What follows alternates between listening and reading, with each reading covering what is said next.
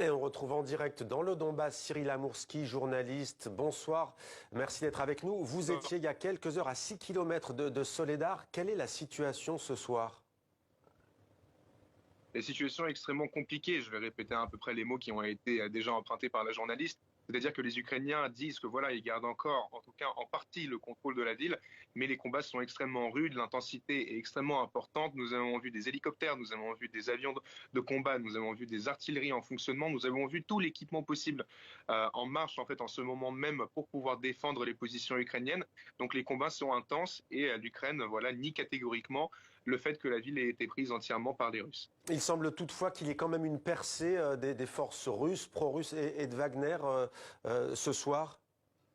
C'est indéniable, c'est tout à fait le cas. C'est absolument certain que les Russes contrôlent la majeure partie de la ville. Il n'y a aucun doute là-dessus. Certains soldats ukrainiens sont assez pessimistes en disant qu'ils ne pensent pas que le contrôle restera du côté ukrainien. Ils pensent déjà que peut-être certaines informations sont cachées par le commandement ukrainien.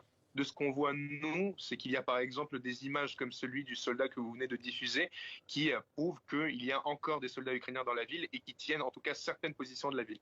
Il y a eu cet appel de l'Ukraine qui sonne comme un appel à l'aide, de demander aux Occidentaux de fournir des armes de longue portée. C'est directement lié à ce qui se passe en ce moment dans cette région du Donbass?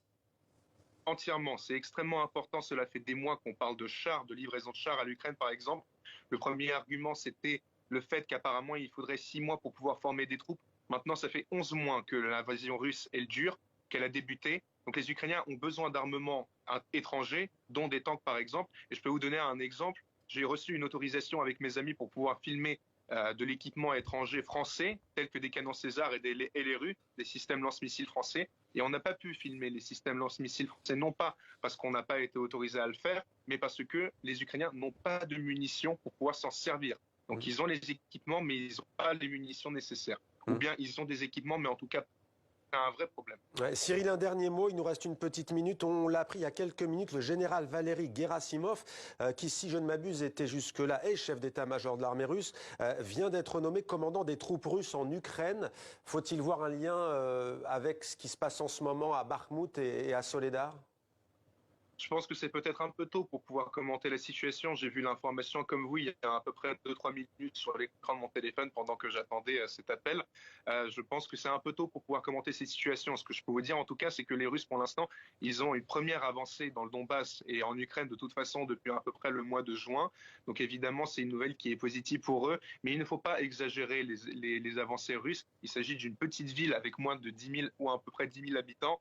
Et stratégiquement parlant, oui, c'est intéressant pour eux pour pouvoir prendre la ville de Bakhmout, mais autrement, les Ukrainiens contrôlent de toute façon encore la route principale qui se trouve juste à côté et les villages tels que Blagodatne qui bloquent encore l'accès de la Russie vers des grandes villes comme Slaviansk et Bakhmout. Donc, la situation restera de toute façon plus ou moins encore sous le contrôle ukrainien. Cyril Amourski, merci beaucoup Cyril, tout près donc du front ukrainien. On rappelle que l'Ukraine parle de bataille la plus sanglante depuis le début de l'invasion russe de l'Ukraine.